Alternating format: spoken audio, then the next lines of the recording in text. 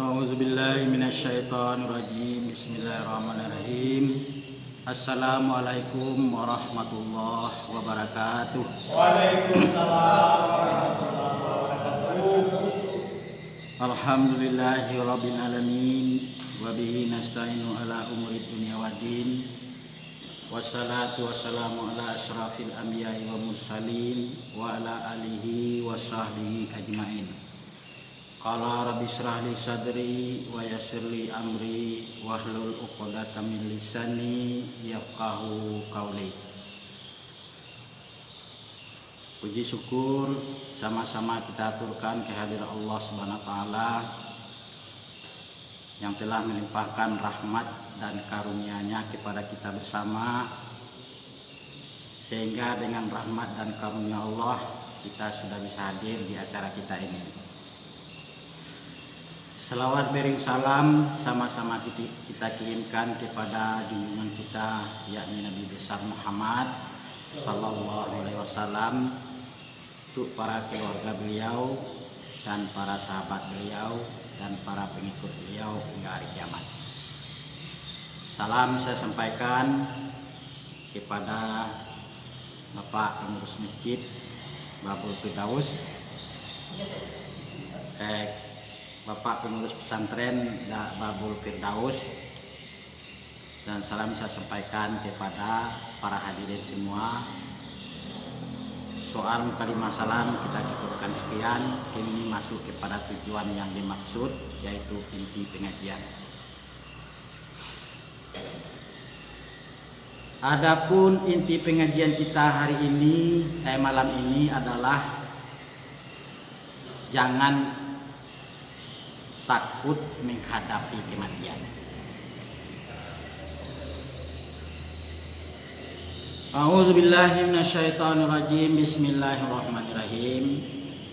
Innal mautal ladzi tufiruna minhu fa innahu mulaqikum tsumma turaduna ila alimil ghaibi wasyahadah fayunabbiukum bima kuntum ta'malun.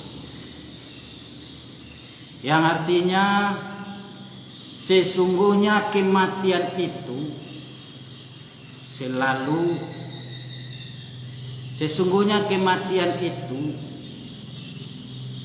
yang mana kamu selalu lari darinya, maka sesungguhnya kematian itu akan menemuimu.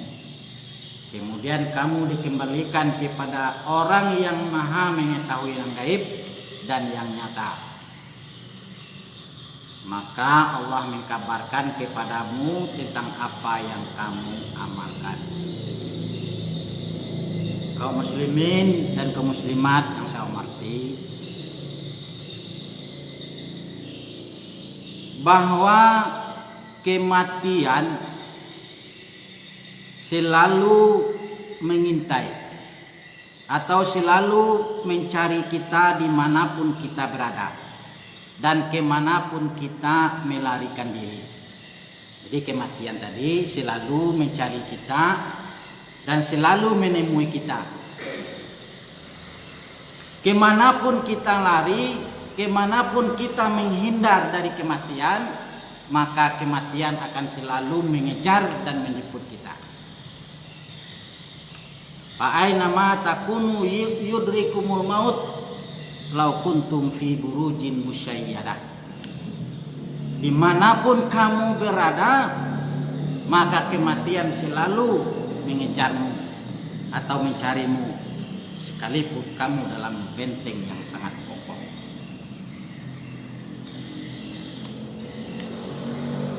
Jadi kemanapun kita lari, kemanapun kita menghindar, kemanapun kita bersembunyi, namun kematian tadi tetap mencari kita. Nah, lari kemana? Dulu pernah disebutkan dalam sejarah Nabi Sulaiman, ada Sulaiman kedatangan tamu. Di antara tamu-tamu Nabi Sulaiman yang banyak, ada seorang laki-laki yang mana pada hari itu ditakdirkan untuk inna lillahi wa inna ilaihi raji'un. Dan laki-laki tadi hadir di hadapan majelis Nabi Sulaiman. Dan datanglah malaikat maut yang menyerupai seorang laki-laki, selalu memandang dan memperhatikan laki-laki tadi. Jadi karena laki-laki selalu diperhatikan oleh malaikat maut yang berupa seperti manusia biasa, yang laki-laki tadi jadi gemetaran. Yang laki-laki tadi menjadi salah tingkah. Kenapa orang ini selalu memperhatikan saya, kata tamu tadi. Setelah acara Nabi Sulaiman tadi bubar, kemudian laki-laki tadi menemui Nabi Sulaiman, wahai Nabi Allah, siapa itu tadi laki-laki yang selalu memperhatikan saya? Dijawablah oleh Nabi Sulaiman bahwa yang tadi itu adalah malaikat maut yang menjelma sebagai tamu. Dan kenapa dia selalu memperhatikan saya, kata laki-laki tadi? Ya mungkin kamu menjadi target beliau mungkin hari ini, kata Nabi Sulaiman. Jadi mendengar jawaban Nabi Sulaiman tadi, berkata laki-laki tadi, wahai junjunganku, tolonglah aku supaya dilepaskan dari malaikat maut ini. Tolong aku supaya aku bisa terhindar dari kejaran malaikat maut. Bagaimana saya bisa menolong kamu, kata Nabi Sulaiman. Ya junjungan kan ada mukjizat, punya angin yang tangkas jadi kendaraan. Ya kalau begitu tolong saya dengan angin yang kendaraan yang junjungan pakai, tolong antar saya sekarang juga ke negeri India. Baiklah kalau begitu permintaanmu. Dilaksanakanlah oleh Nabi Sulaiman permintaan laki-laki tadi, dan dikirimlah laki-laki tadi ke negeri India. Sesampai laki-laki tadi di negeri India, yang malaikat maut tadi ketemu lagi di India. Kasih kuang mah kiro aja. Tadi ada calik kacek malaikat maut. Lagi yang kamai. Dicabutlah oleh malaikat maut nyawa laki-laki tadi, inna lillahi wa inna ilaihi raji'un. Setelah malaikat maut mencabut nyawa laki-laki tadi, akhirnya malaikat maut tadi datang lagi kepada Nabi Sulaiman. Wahai Nabi Sulaiman, tadi diulangi, setelah malaikat maut tadi datang ke Nabi Sulaiman, ditanyalah oleh Nabi Sulaiman malaikat maut, wahai malaikat maut, kenapa tadi engkau selalu memperhatikan laki-laki tadi? Kata malaikat maut, ceritanya begini, wahai Nabi Sulaiman. Yang laki-laki ini saya diperintah oleh Allah Subhanahu wa taala pada hari ini untuk mencabut nyawa beliau. Dan saya heran kenapa dia ada di majelis kamu ini? Kenapa dia ada di sini? Padahal takdir menyebutkan bahwa dia akan innalillahi wa inna ilaihi raji'un di negeri India. Dan saya heran kenapa kok dia ada di sini. Ini ceritanya. Jadi itulah sebabnya saya selalu memperhatikan dia, laki-laki tadi, karena saya heran aja kenapa dia ada di sini, kok tidak di India, kata mereka mau. Jadi bagaimana ceritanya? Ya ceritanya akhirnya laki-laki tadi engkau tolong untuk datang ke India, ya saya cabut nyawanya di India, kata mereka mau. Jadi itulah cerita tentang seseorang yang ingin menghindar dari kematian, tentang seseorang yang ingin lari dari kematian. Jadi yang namanya kematian, kemanapun kita pergi, kemanapun kita lari, tetap menghampiri kita dan tetap akan mendatangi kita. Dalam majelis Rasulullah SAW dahulu diriwayatkan dalam suatu hadis, hadis dari Ibnu Umar, dalam majelis tadi datanglah seorang Ansar bertanya kepada Rasulullah, "Ya Rasulullah, saya mau bertanya ya Rasulullah." "Silahkan," kata Rasulullah. Jadi seorang Ansar bertanya kepada Rasulullah Shallallahu Alaihi Wasallam, "Ya Rasulullah, saya ingin bertanya, siapakah orang mukmin yang paling baik ya Rasulullah?" Ini pertanyaan orang Ansar kepada Rasulullah Shallallahu Alaihi Wasallam. Dan satu lagi pertanyaan saya, "Dan siapakah orang mukmin yang paling cerdas ya Rasulullah?" Ini pertanyaan yang kedua. Dijawablah oleh Rasulullah, orang mukmin yang baik adalah orang mukmin yang baik akhlaknya. Orang mukmin yang baik akhlaknya, yang baik pergaulannya, yang baik tutur katanya, yang baik cara bicaranya, yang baik cara tangannya dan kakinya untuk melangkah kepada kebaikan. Itu orang yang baik, orang mukmin yang baik. Elok pergaulan dengan masyarakat, elok pergaulan dengan tetangga, elok pergaulan dengan keluarga, elok pergaulan dengan sanak famili. Itulah orang mukmin yang paling baik, kata Rasulullah. Baiklah, pertanyaan yang kedua, bagaimana orang mukmin yang cerdas ya Rasulullah? Dijawablah oleh Rasulullah, orang mukmin yang cerdas adalah orang mukmin yang selalu mengingat kematian. Dan orang mukmin yang selalu mempersiapkan segala sesuatunya untuk kehidupan berikutnya. Itu manusia, itulah orang mukmin yang cerdas, kata Rasulullah Shallallahu Alaihi Wasallam. Jadi ukuran orang mukmin yang cerdas itu bukan harta yang banyak, bukan sukses dalam dunia, bukan sukses dalam mengelola usaha, bukan sukses dalam mencari duit, bukan sukses dalam membuat rumah bagus. Bukan itu orang mukmin yang cerdas, kata Rasulullah. Orang mukmin yang cerdas adalah orang mukmin yang selalu mengingat kematian dan selalu mempersiapkan diri untuk menghadapi kematian. Itu yang mukmin yang cerdas. Dalam surat Al-Baqarah juga dikisahkan bahwa setelah Nabi Yakub alaihissalam berkata kepada anaknya, "Iz qala Yakub li banihi." Bilangi, "Hal antum syuhada'u iz hadara Yaqubu mautu iz qala li banihi ma ta'buduna min ba'di qalu na'budu ilahaka wa ilaha aba'aka Ibrahim wa Ismaila wa Ishaqa wa nahnu lahu muslimun."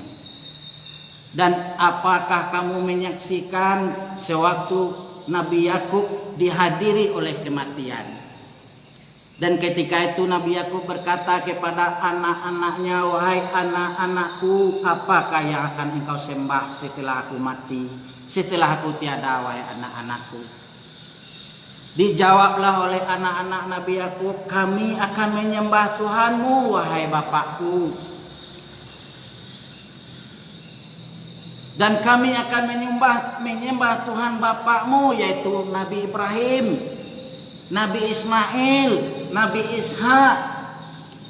Dan kami beriman dan kami adalah orang-orang muslim dengannya," kata beliau.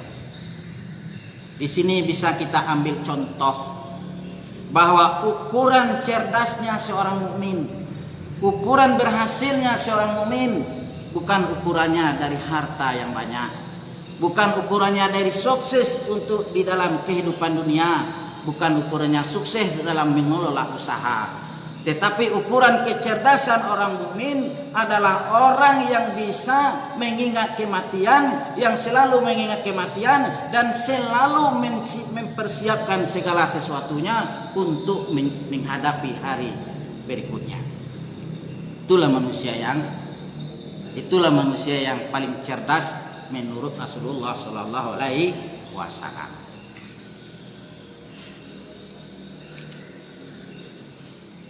Jadi untuk menghadapi kematian tadi kita harus mempersiapkan segala sesuatunya, yaitu amal dan ibadah. Apa yang akan disiapkan untuk menghadapi kematian? Yaitu amal dan ibadah. Wih, betul hendak sih kok.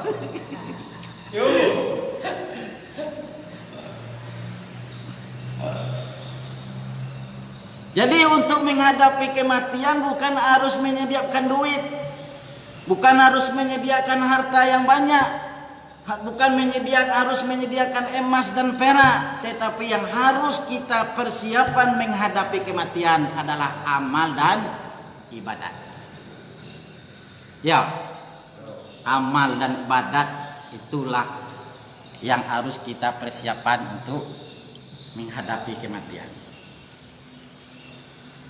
Inilah majelis taklim kita, ada 3 orang. Ada 3 orang, ustadznya 1, pendengarnya 3 orang. Jadi kalau kita lihat di sini yang menonton, alhamdulillah banyak sekali, sudah hampir ribuan orang seluruh Indonesia. Jadi yang harus kita persiapkan untuk menghadapi kematian adalah amal dan ibadah. Sudah kita melaksanakan sholat 5 waktu sehari semalam. Kalau rasanya masih kurang, ditambah lagi dengan sholat sunat. Ya Bu, tambah lagi dengan sholat sunat, sunat rawatib, sunat mutlak, sunat duha misalnya. Masih terasa kurang ibadat kita tambah dengan sholat tahajud tengah malam. Masih kurang rasanya, kita tambah dengan baca Al-Quran setiap pagi, setiap malam mau tidur kita membaca Al-Quran untuk mempersiapkan segala sesuatunya untuk menghadapi hari akhirat nanti. Di dalam melakukan ibadah kita harus kita tidak boleh lepas dari 3 perkara. Yang pertama, raja atau harap. Yang kedua, rasa takut. Dan yang ketiga, rasa cinta. Di 3 ini syarat atau sesuatu yang harus kita tidak boleh tiada kalau kita dalam beribadat. Yang pertama, harap. Di dalam beribadah apa yang kita harapkan? Bu, Pak, apa yang kita harapkan dalam beribadah? Pahala. Jadi di dalam beribadat pasti ada sesuatu yang kita harapkan. Yang pertama dan utama kali di dalam beribadah kita harus mengharapkan ridhonya Allah Subhanahu wa Ta'ala. Ini yang pertama sekali yang harus kita harapkan. Pak Bu, yang pertama yang harus kita harapkan ridho Allah Subhanahu wa Ta'ala. Jadi kalau Allah sudah ridho, itu beres semua. Nah, apapun yang kita kerjakan Allah ridho. Kita berpakaian Allah ridho. Kita makan di rezeki yang diberikan oleh Allah Subhanahu wa Ta'ala, sesuap nasi yang kita makan, seteguk air yang kita minum, Allah ridho. Kendaraan yang kita pakai untuk ilir mudik ke pasar segala macamnya merupakan nikmat dari Allah, rezeki yang diberikan oleh Allah Subhanahu wa Ta'ala. Kita bisa beli kendaraan, Allah ridha. Istri yang cantik yang kita bawa kemana-mana saja kita pergi, Allah ridha. Kalau mau nambah silakan, mana yang mau. Kalau mampu, kalau nggak mampu jangan. Sebab kata Al-Quran, kata Allah dalam Al-Quran, fankihu matabalakum minan nisa masna wa sulasa wa ruba. Nikahilah perempuan itu cara dua-dua atau tiga-tiga ataupun empat-empat. Nikah fankihu matabalakum minan nisa masna wa sulasa wa ruba.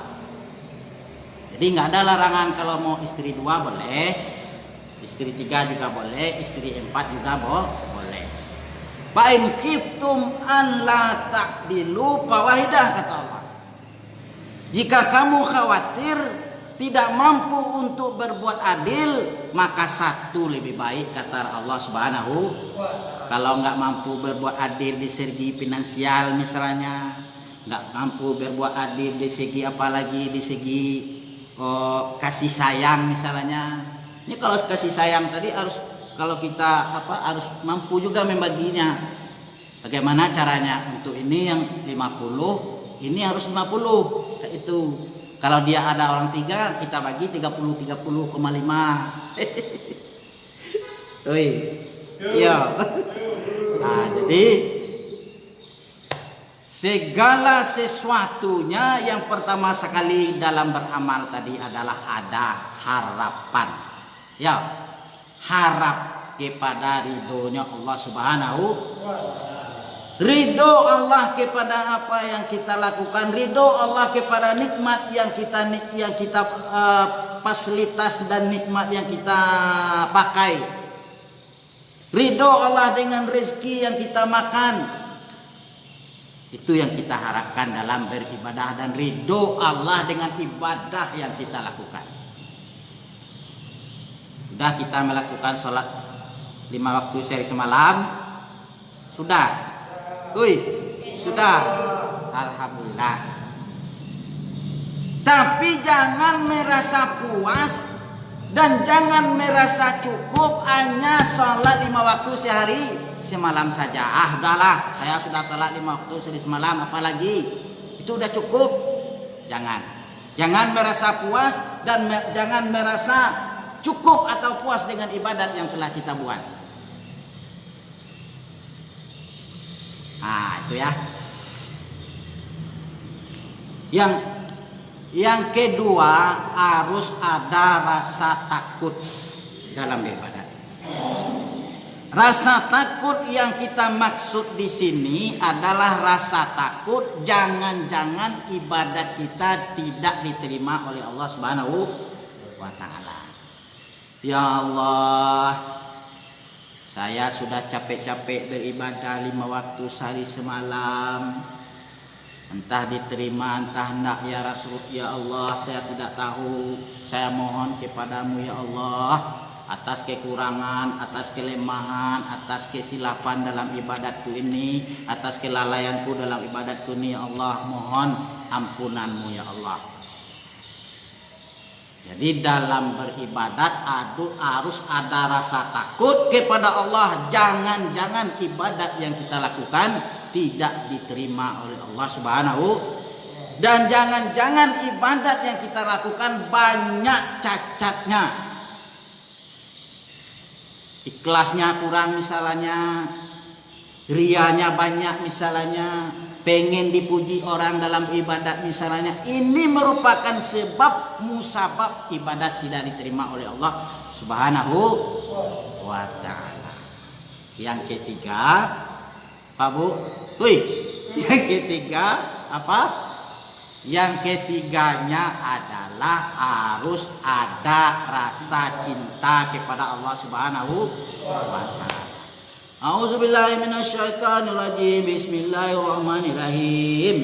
Wa minan nasi may yattakhizu min dunillahi andada yuhibbunahum kahubbillah wallazina amanu asyaddu hubban lillah.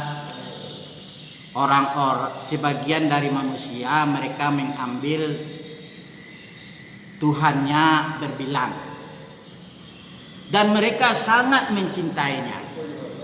Dan orang-orang yang beriman lebih sangat mencintai Allah Subhanahu wa ta'ala.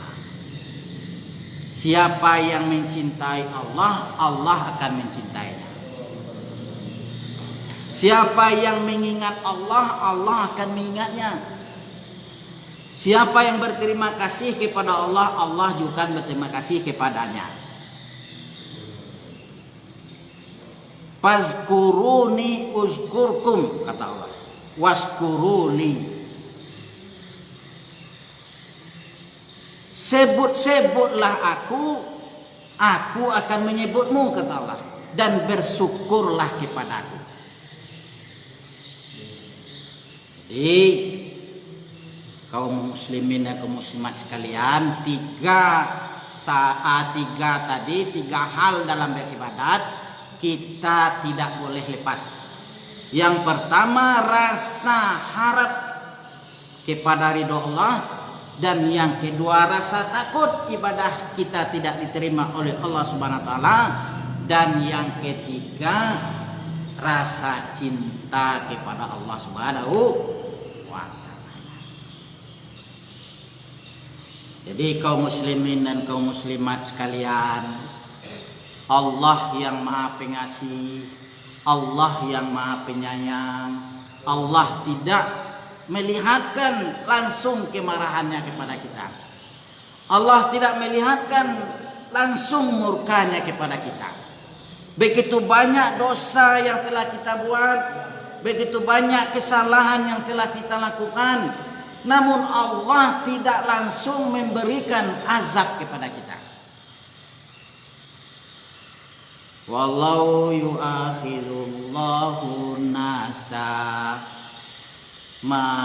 mimma kasabu ma taraka ala zahriha min dabbah walakin yu'akhiruhum ila ajalin musamma.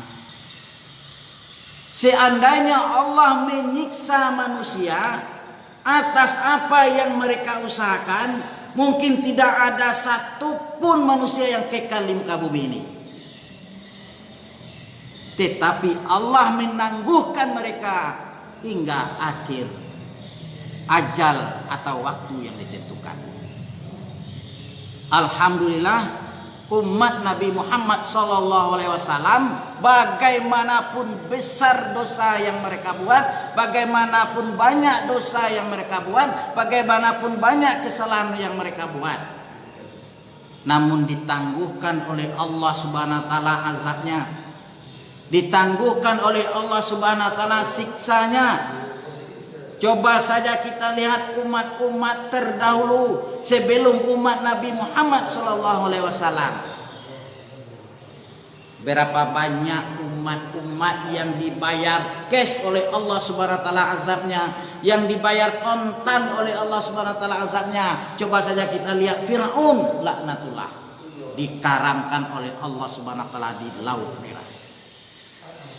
Dan sobat juga kita lihat umat kaum Nabi Lut, begitu dosa yang mereka buat, mereka suka mencintai laki-laki sama laki-laki, istilah sekarang homoseks. Dia nggak suka ibu-ibu, dia nggak suka perempuan, dia sukanya laki-laki. Yang laki-laki sukanya laki-laki karena mukanya Allah, karena marahnya Allah. Dibalikkan daerahnya tadi, yang di atas ditaruh di bawah. Dan coba saja kita lihat umat Nabi Ad alaihissalam.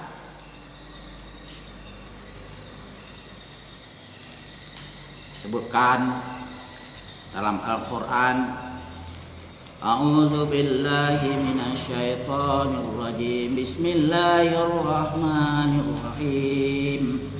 Al-Haqqaf Mal-Haqqaf wa ma adraka mal-Haqqaf kadzabat Samud wa 'adu bil qari'ah famal 'adu famal Samud fa'uliku bi taghyah wa amal adu fa uhliku birihin sarsarin atiha.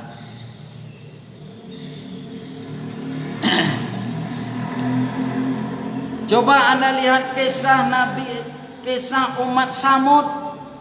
Mereka dibinasakan oleh Allah SWT dengan suara petir. Dan umat Nabi Saleh yaitu umat Ad, mereka dibinasakan oleh Allah SWT dengan angin yang sangat tangkas, yang sangat dingin, sehingga angin itu meniup atau mengembus mereka selama 8 hari berturut-turut. 8 hari 8 malam lamanya. Kalau angin tadi kita lari ke dalam rumah dicari, lari ke dalam lubang juga dicari. Nah, begitulah azab yang diberikan oleh Allah Subhanahu wa taala kepada umat-umat terdahulu, dibayar kontan banyak oleh Allah Subhanahu wa taala. Tapi umatnya Nabi Muhammad sallallahu alaihi wasallam, bagaimana berapa banyak pun dosa yang mereka buat, berapa banyak pun kesalahan yang mereka kerjakan, namun tidak ada pernah berubah wajahnya. Wajahnya tetap tampan, tetap ganteng, tetap cantik, walaupun berapapun dosa yang kita buat. Seandainya Allah Subhanahu wa taala memberikan azab sedikit saja kepada kita, apa contohnya? Diagiah oleh Allah Subhanahu wa taala azab katia ami. Apa azabnya? Azab katia ami. Katiak bau. Sekali berbuat kesalahan makin bau. Sekali meninggalkan sholat makin bau. Sehari meninggalkan sholat makin bau. 2 hari meninggalkan sholat makin bau. 3 hari meninggalkan sholat makin bau. 1 bulan meninggalkan sholat tercium sepanjang 50 meter. Bagaimana kira-kira? Itu azab yang diberikan oleh Allah. Seandainya diberikan kepada kita, bagaimana kira-kira?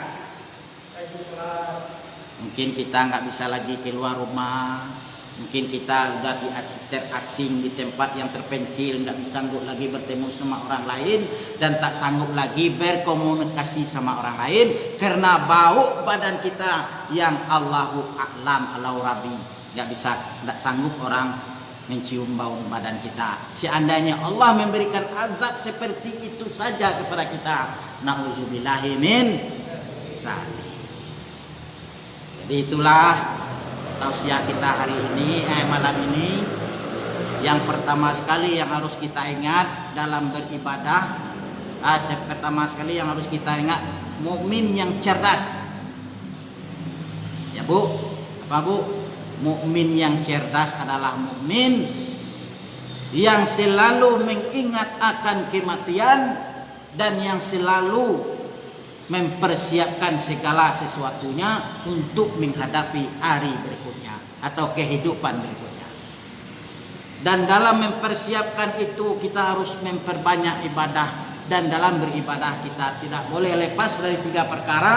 Yang pertama, rasa harap kepada ridho Allah, dan yang kedua rasa takut ibadah kita tidak diterima oleh Allah, dan yang ketiga rasa cinta kepada Allah Subhanahu. Mudah-mudahan tausiah kita malam ini ada manfaatnya. Salah dan janggal tasingguang kanaya talantuang katuun. Wabillahi taufiq wa hidayah. Wassalamualaikum warahmatullahi wabarakatuh.